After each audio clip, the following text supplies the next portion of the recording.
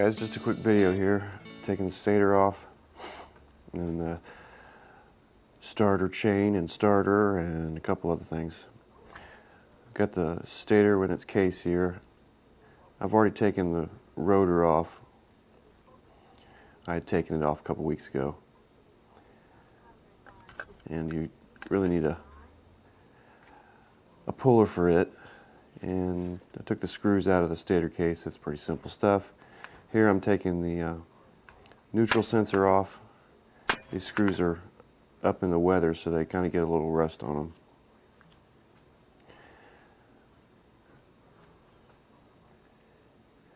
So I'm using the impact driver to take those off. And I'll pull out the starter sensor here, or the neutral sensor here in a second.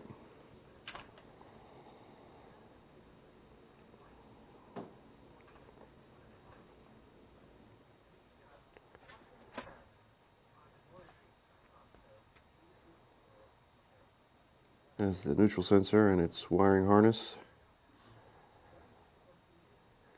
Now we can take the rest of the stator case off and get to our starter.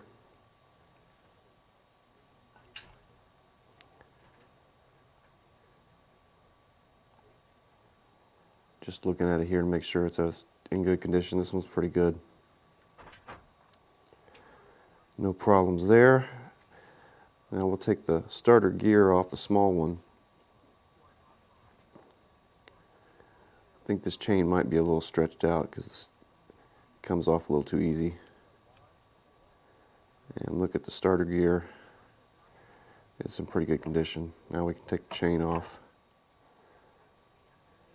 and then get the big gear off of the crankshaft.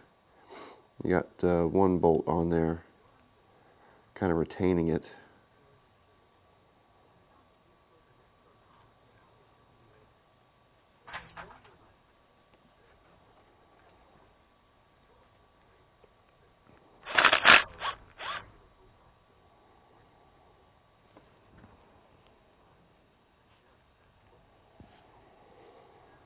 Got it off, and we can pull this big gear straight off. It's just on a bush. And I'll turn the motor around here, and we'll take the starter off.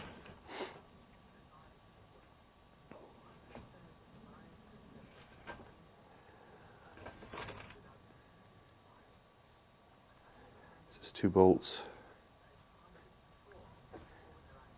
And you're going to see in a second, I didn't realize that the wiring was actually cut to this thing. So I thought it was actually hanging up, but it's not hanging up, it's cut. You can see it in the video, but I couldn't see it from mine. I'm like, that ain't coming out. Yeah, take that off. That doesn't do anything.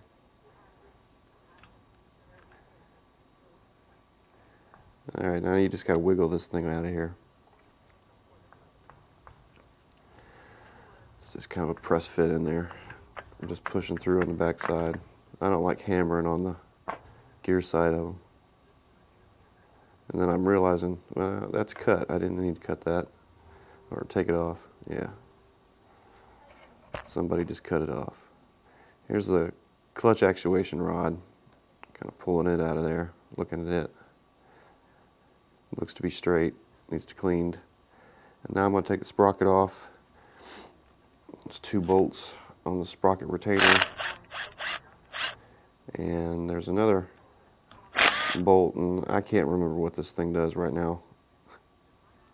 But it's got to come off too, and you just take a impact and it comes right out. It's just a little short bolt.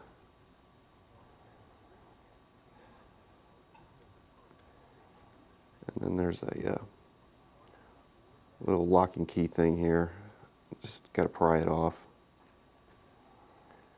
And then just pry off the starter.